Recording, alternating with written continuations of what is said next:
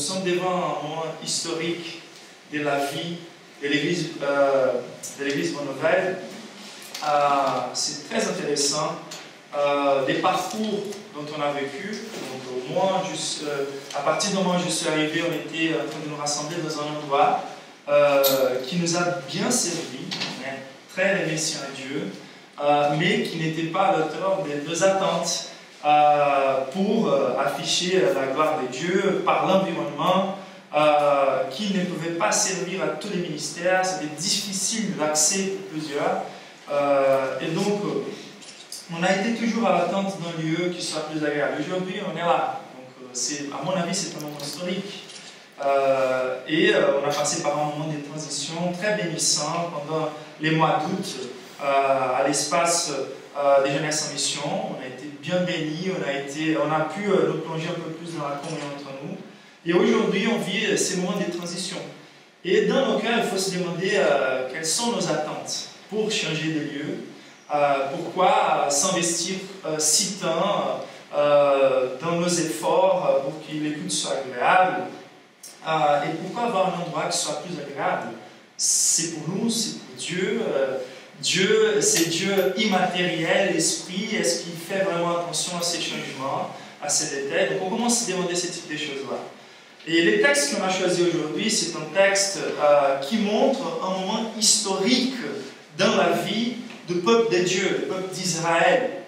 C'est un moment historique car par la première fois, Dieu, il va trouver au travers son peuple un lieu d'habitation qui soit enraciné, fixé dans la terre promise, dans un endroit physique. On sait bien, jusqu'à là, c'était plutôt la tente, les tabernacles qui étaient apportés des lieux en lieu, d'endroit en endroit. Et on a pas mal aussi bougé, nous, avec l'Église Bonne-Nouvelle, des lieux à lieu, d'endroit en endroit. Mais il y avait une attente très forte. Il y avait un désir très fort de la partie du peuple de Dieu. Et la grande question qu'on va se poser, c'est qu'est-ce qui était la plus grande motivation? C'est extraordinaire. Les rassemblements des forces, c'est extraordinaire. Toutes les choses qu'on va lire dans ces chapitres, la purification, c'était hors de normal. La générosité du peuple était hors de normal.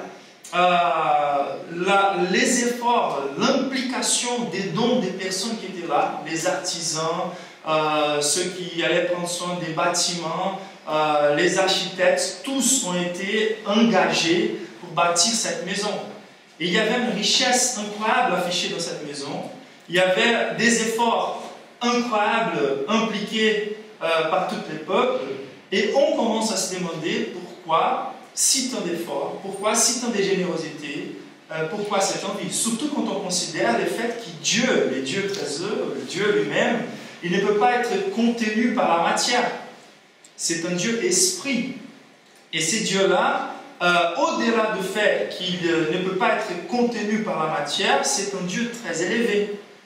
Et donc, qu'est-ce qui était en fait la grande motivation de ces peuples-là? Et c'était un événement historique davantage, car au centre de l'Église, ou au centre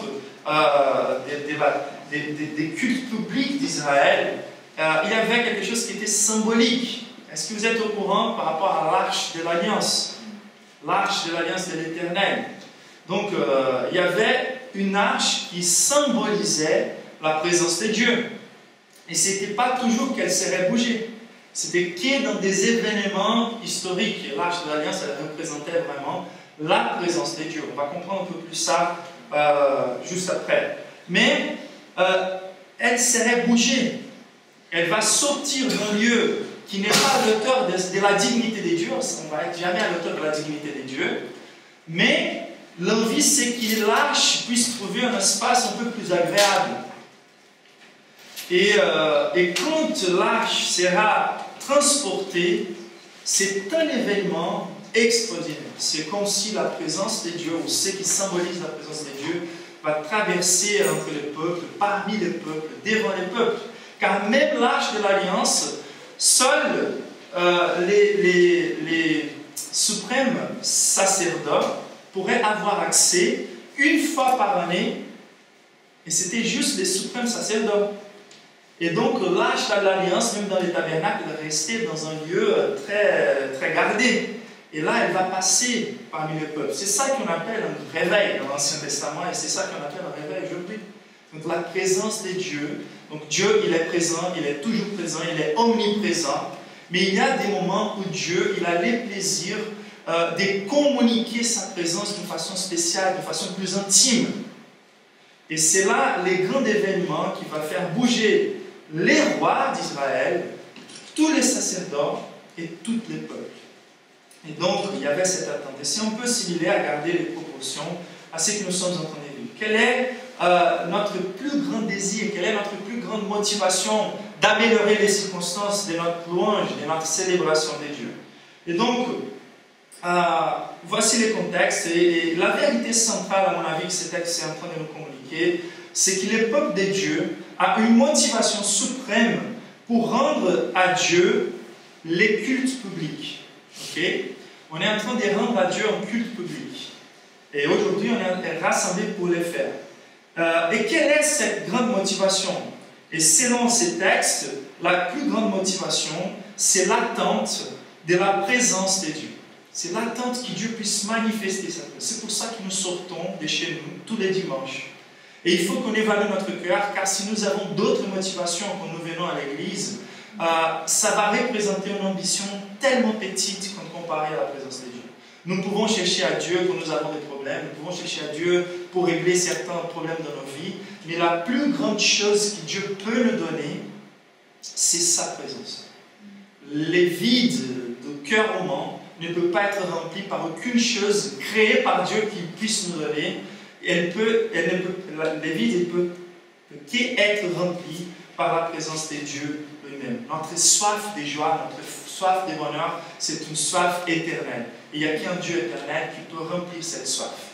Et donc, c'était ça l'attente du peuple, c'était pour ça qu'ils étaient en train d'exprimer de manière diverse cette soif que Dieu les visite. Donc, si vous pensez bien, avec moi, si on réfléchit bien, c'était extraordinaire, la générosité, l'implication, tous les dons ensemble. Et pourquoi améliorer les circonstances? C'est parti en fait du cœur de David quand il est devenu roi. Il a passé à habiter, lui qui était avant un berger, avec une vie très simple, il devient roi, et maintenant il habite dans un palais.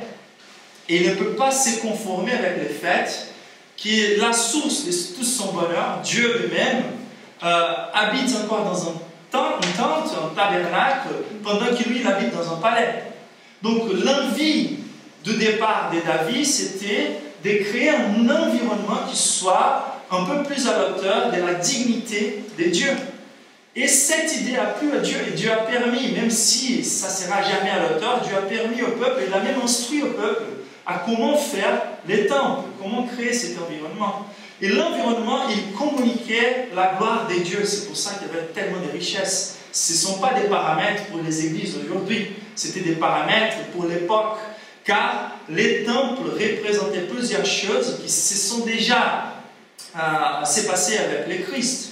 Mais aussi les temples représentaient l'humanité glorifiée. C'est pour ça qu'il y avait si tant de détails, il y avait si tant de richesses. Et ce n'est pas les paramètres pour aujourd'hui. Mais on voit une base biblique, car même si les lois sont différentes pour nous aujourd'hui, les principes sont les mêmes. Et c'est bien de pouvoir faire un environnement, communiquer un peu plus la gloire de notre Dieu, un environnement d'excellence. Et plus que ça, c'était aussi un moyen d'attirer l'attention des autres nations, des perdus. Voici comment nous traitons notre Dieu. Notre Dieu, c'est un Dieu excellent. Et notre générosité va être déversée envers lui, à Dieu lui-même. Et donc, ça a aussi un côté un peu évangélistique, on peut dire ça. Par exemple, j'ai déjà entendu des personnes qui sont venues vers moi en disant « Ok, les cultes, il est super, la prédication est super, mais je n'arrive pas à pouvoir inviter mes amis à un tel endroit, car ce n'est pas si agréable. Si c'était dans un autre endroit, peut-être. » Et donc, ça peut passer par là. Mais la motivation n'était ni l'évangélisation, et la motivation n'était ni seulement de préparer un lieu très agréable à Dieu. La plus grande motivation, c'était juste d'inviter à Dieu, de créer un espace dans lesquels Dieu aurait plus de plaisir. Et c'est ça en fait, la motivation suprême, c'est que Dieu puisse venir nous bénir et venir nous visiter. Et la grande question qu'on peut poser à ces textes, c'est comment évaluer si cette motivation fait partie de notre motivation quand nous venons en culte public. Qu'est-ce qui nous a fait sortir de la maison? C'est ça que je pose à nouveau. Pourquoi venir à l'église? Comment procéder dans l'église? Quoi attendre de l'église?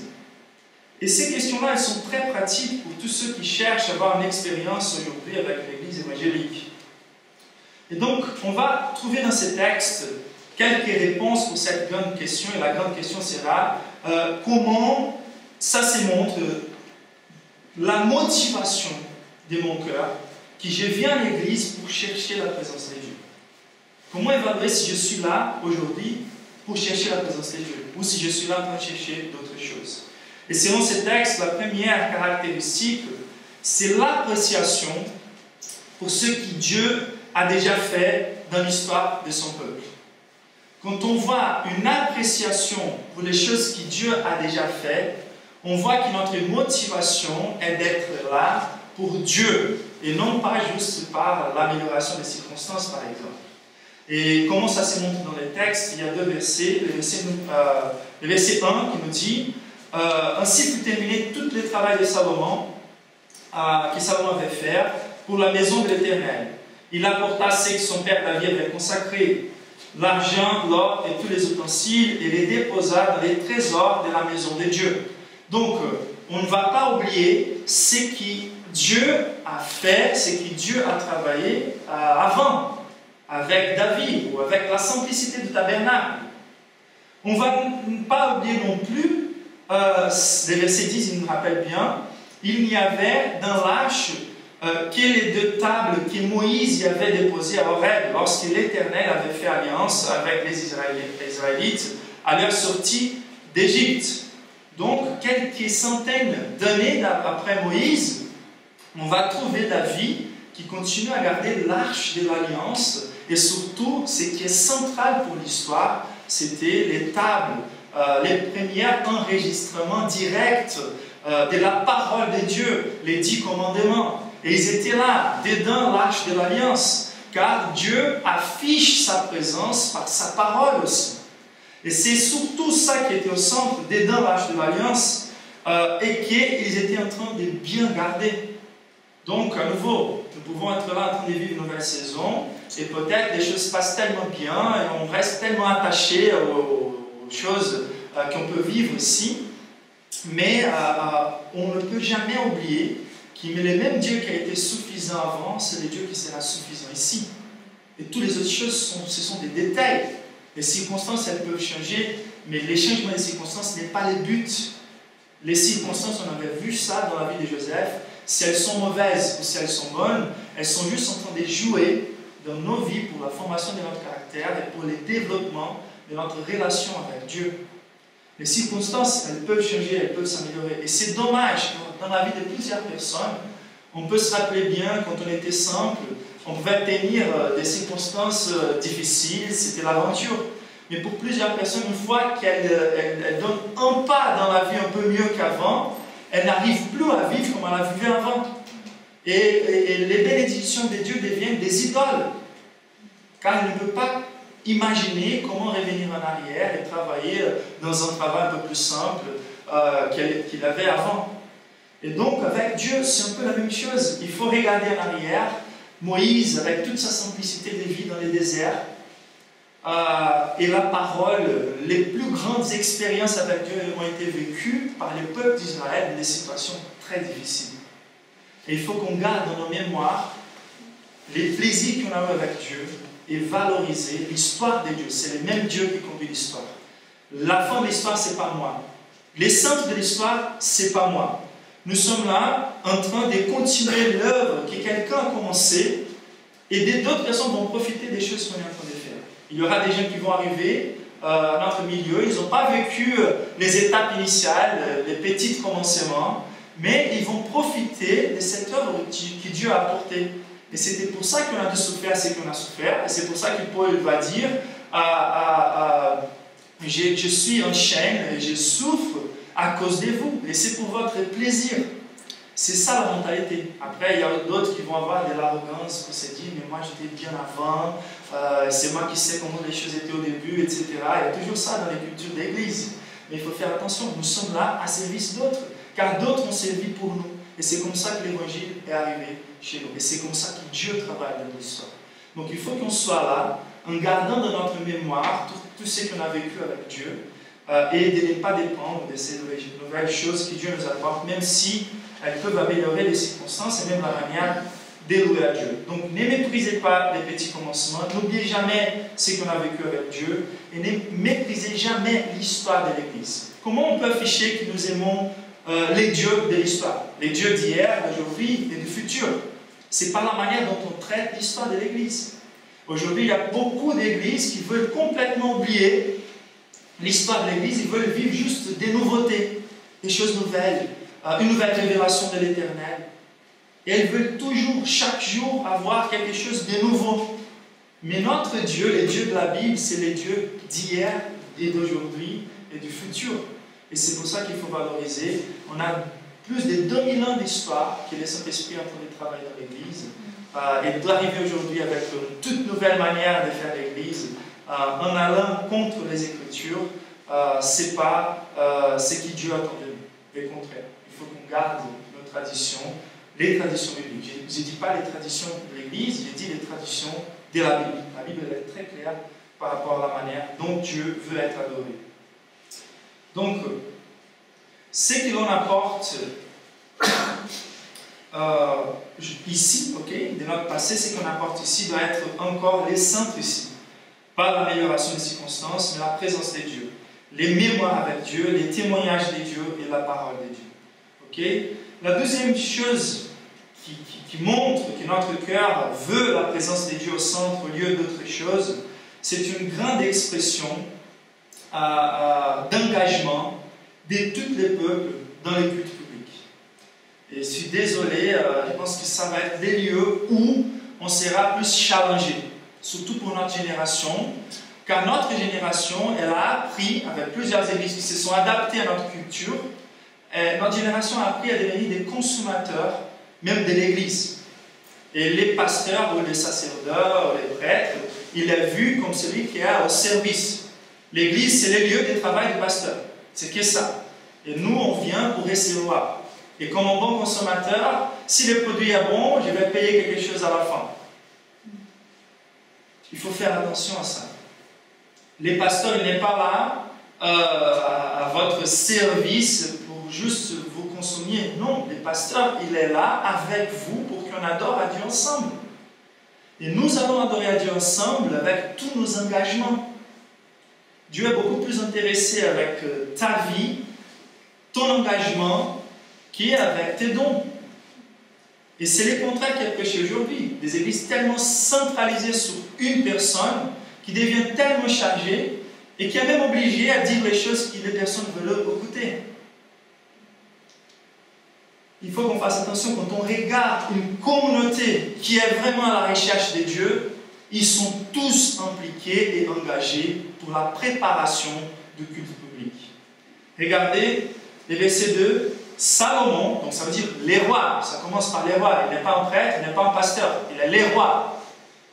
Salomon rassembla à Jérusalem les anciens d'Israël et tous les chefs des tribus, les chefs des familles des Israélites, pour déplacer l'arche de l'Alliance de l'Éternel depuis la ville de David, c'est-à-dire Sion. Donc c'était une convocation de la partie des rois. Donc les rois, ils avaient la conscience qu'il y avait quelque chose de beaucoup plus important que lui-même, l'arche de l'Alliance, la présence de Dieu.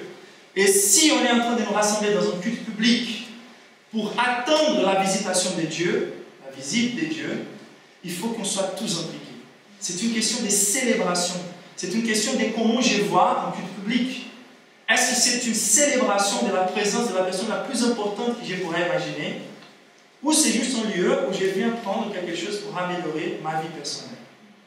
Et quand on voit, ça commence par Salomon, les rois qui font une convocation, et par, chacun commence à jouer son rôle. Les anciens, les chefs, Israël était organisé comme ça.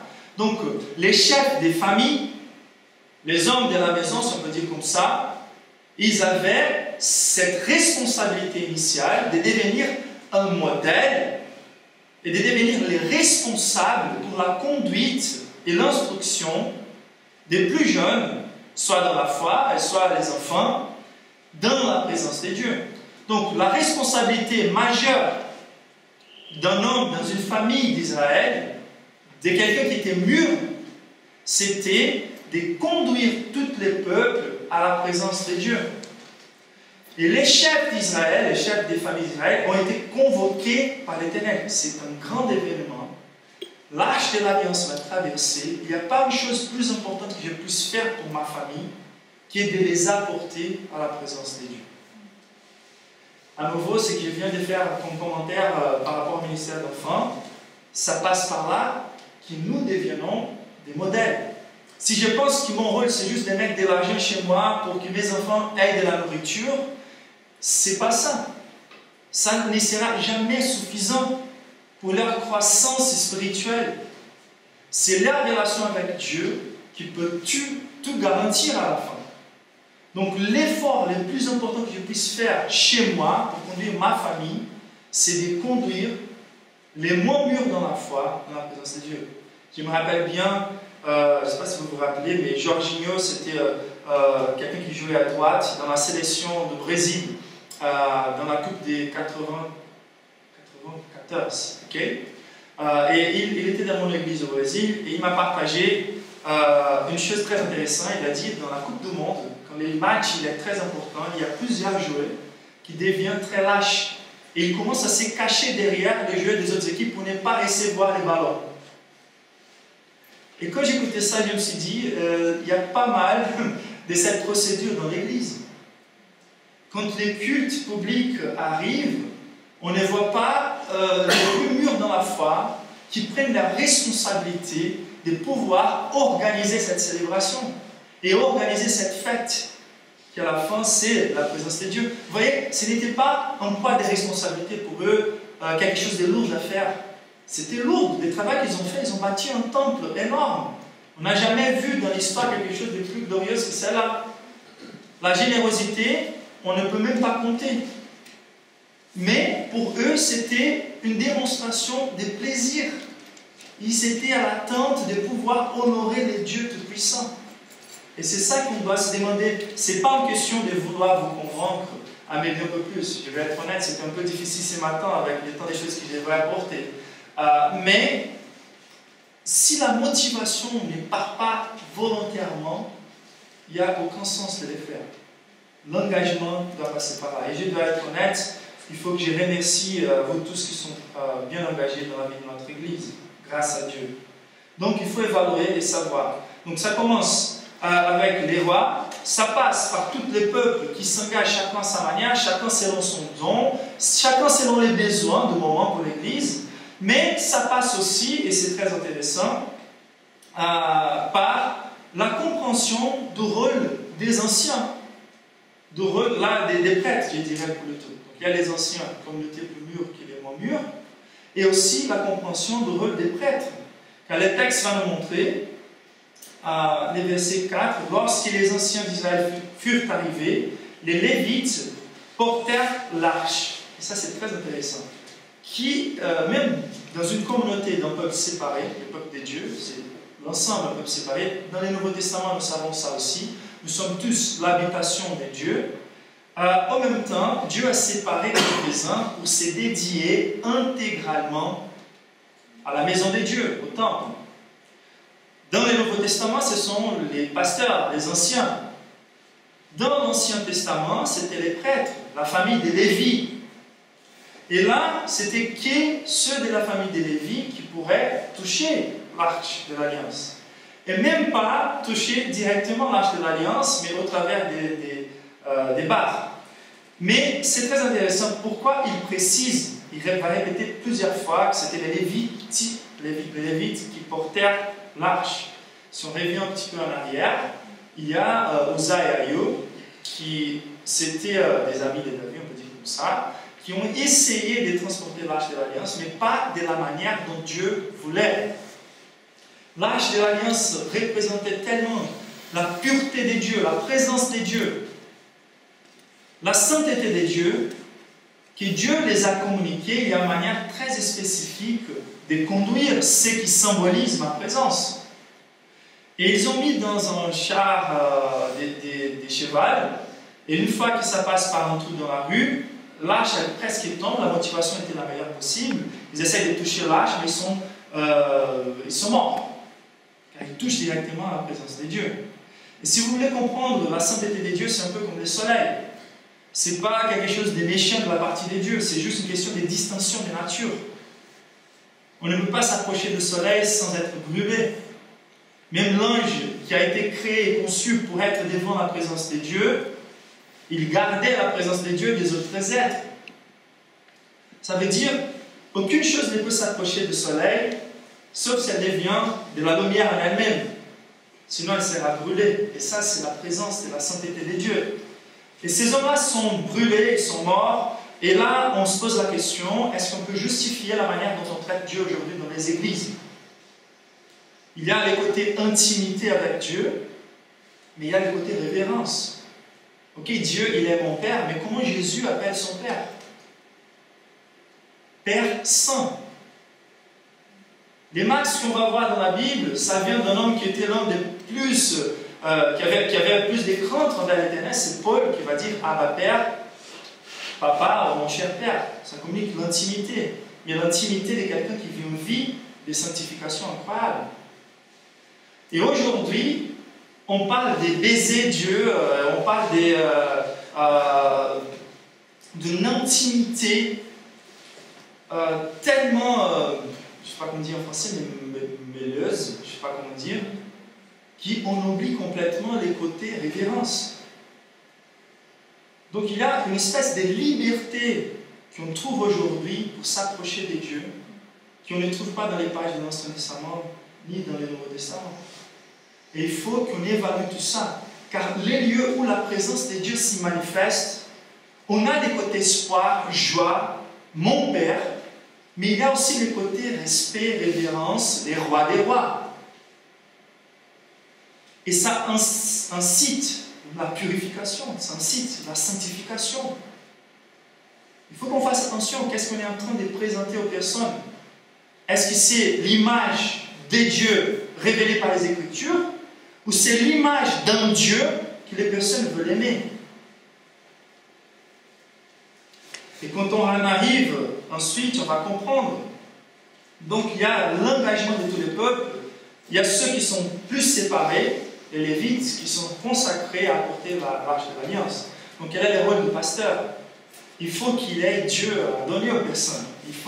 Son rôle principal, c'est d'instruire le peuple à partir de la parole. Chacun a la responsabilité de lire la parole chez vous, mais au pasteur de se dédier intégralement à la parole et à la prière. On se rappelle bien en Hébreu, en Actes, chapitre 6, quelques femmes ont été oubliées dans la distribution des aliments, et les personnes viennent vers les apôtres et demandent, viens, il y a un besoin social. Et la réponse des apôtres, de Pierre, c'est pas à nous de servir les tables, nous on va s'occuper des prières et du ministère de la parole et de la prière, et on va instituer des diacres pour pouvoir servir à d'autres besoins. Donc le plus qu'on puisse libérer les pasteurs pour qu'ils puissent prier et étudier la parole de Dieu, le plus on affiche les désirs de voir plus de Dieu dans un culte public. Et c'est par là qu'on est en train de jouer ensemble, chacun son rôle, et promouvoir la gloire de Dieu. Donc notre rôle, c'est plutôt d'instruire à partir de la parole. Et avec tous ensemble, tous engagés, on est en train d'afficher les désirs de voir la manifestation publique de Dieu. Et la dernière chose, c'est qu'une grande expression, qui est ma motivation suprême, c'est celle de la présence de Dieu, c'est la préparation due à une rencontre avec Dieu. Comment me préparer pour rentrer dans la présence de Dieu? Et qu'est-ce que ces textes nous montrent en fait? Il y a deux choses très claires dans ces textes. La première chose, il faut savoir qui Dieu est ou quelle est la place de Dieu. Et juste après, c'est presque une réponse naturelle. Les personnes n'ont pas besoin de nous convaincre comment se porter dans les cultes publics. Une fois que je suis dans la présence de Dieu et que je vois vraiment qui Dieu est, c'est à partir de là que je commence à changer ma manière. La pire chose qu'on peut faire aux personnes, surtout ceux qui ne sont pas chrétiens ou qui ne sont pas dans la vie d'église, ce n'est pas d'exiger qu'ils changent leurs habitudes pour venir à l'église. Il faut les encourager à venir à la présence de Dieu. Et c'est à Dieu, avec une rencontre avec cette personne, qui va les faire changer d'habitude. Dans les temples de Dieu, dans la manière de Dieu. Donc, comment se préparer? Donc, la première chose, c'est qu'il faut avoir la conscience de la place de Dieu dans les cultes. Et verset 7 nous dit, les prêtres amenèrent l'arche de l'alliance de l'Éternel à sa place, dans les sanctuaires du temple, dans les lieux très saints, sous les ailes des chérubins. On va s'arrêter là pour l'instant. Donc, à la place de l'arche de l'alliance. À nouveau, les temples, il y avait un atrium, là au lieu où tous les peuples avaient accès. Et il y avait des classes différentes des sacerdotes. Et une classe des sacerdotes recevait les sacrifices de sanctification du peuple. Les peuples n'avaient pas accès au lieu, au saint lieu. Donc après l'atrium, il y avait les saints lieux, où juste les prêtres avaient accès. Et après les saints lieux, il y avait les saints des saints, ou les lieux très saints. C'est là où l'arche de l'alliance, elle se reposait. Et pourquoi tous ces types de blocages, tous ces types de barrières? Car ce que Dieu est en train de faire de façon didactique, c'est de communiquer qui il est et quelle est sa place. Et nous devons transporter les temples à nos cœurs pour toujours. Car même si nous devenons le temple de l'Esprit aujourd'hui, il y a cette espèce d'intimité avec Dieu qui passe par là. Il faut qu'on ne désire jamais tomber dans les lieux très saints sans avoir passé par l'atrium, sans avoir passé par les saints lieux. Jésus, il a été symbolisé par les sacrifices d'abord. Quels sont les sacrifices? Les brebis qui ont été tuées. Dieu n'a pas plaisir dans la tuerie des brebis. Mais Dieu était en train de communiquer que nos péchés sont tellement sales que pour qu'on puisse nous purifier pour être dignes de la présence de Dieu, les sangs doivent être déversés. Et les sangs déversés symbolisaient d'abord notre sang, la punition pour notre péché. Mais ça symbolisait aussi, car comme ce n'était pas nous, ou les peuples d'Israël, qui étaient sacrifiés, mais les animaux, ça communiquait qu'il y aurait un substitut qui pourrait mourir à leur place. Et ces substituts qui pourraient mourir à la place du peuple d'Israël symbolisaient Jésus. C'est Jésus, c'est Dieu, il est incroyable. C'est un Dieu tellement saint. Donc, comment comprendre la sainteté de Dieu? La sainteté de Dieu, elle est comprise d'abord par sa séparation du mal. Mais pourquoi d'abord par là? Car nous sommes pécheurs, nous sommes impurs. Il y a dans tous les êtres humains le désir de vouloir laver ses péchés ou jouer avec Dieu pour rationaliser ses péchés ou se défendre devant Dieu. Il y a cette conscience que Dieu ne peut pas m'accepter. C'est pour ça qu'on s'enfuit de la présence de Dieu. Mais même si nous n'ayons jamais péché, Dieu il est saint en soi-même. Même avant le péché, Dieu il était déjà saint. Ça veut dire sa séparation, sa nature pure. Le fait qu'il est élevé, il est d'une autre nature. Nous ne sommes jamais dignes de la présence de Dieu. Et donc il y avait cette notion de purification, les sacrifices, les saints lieux, les lieux très saints pour communiquer que c'est Dieu, il est très élevé et nous sommes complètement éloignés de lui. Et c'est pour ça que Salomon, dans le chapitre 6, va dire les cieux ne peuvent pas te contenir. Comment Dieu pourrait habiter entre nous? Mais la vérité la plus glorieuse, selon ce texte, c'est que Dieu, il a promis d'habiter entre nous. Il a établi une manière de pouvoir faire les ponts entre notre méchanceté, notre impureté, notre indignité et sa présence. Toutes ces barrières ont été complètement détruites, car les dieux exigent de nous un sacrifice parfait. le Dieu qui exige de nous un sacrifice parfait, il a mis dans nos mains les sacrifices qu'on ne pourrait jamais lui offrir. Vous êtes avec moi? Nous sommes comme ça devant l'Éternel.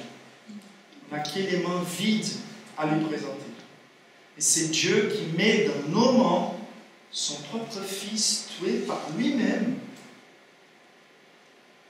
Il nous met dans nos mains, il demande à nous présenter votre sacrifice. Et nous présentons Jésus de nous. Et au travers là, ça c'est pas la fin de l'histoire.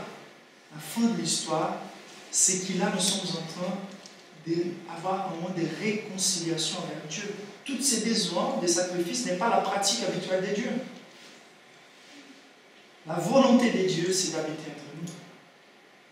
Et par la grâce de Dieu, ce peuple qui a traversé ces parcours de chercher sa présence, avec l'engagement de tous,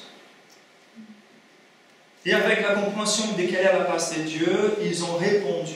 Donc, une fois que Dieu est ce Dieu 3 fois saint, nous allons répondre comment? Et verset 4 nous dit,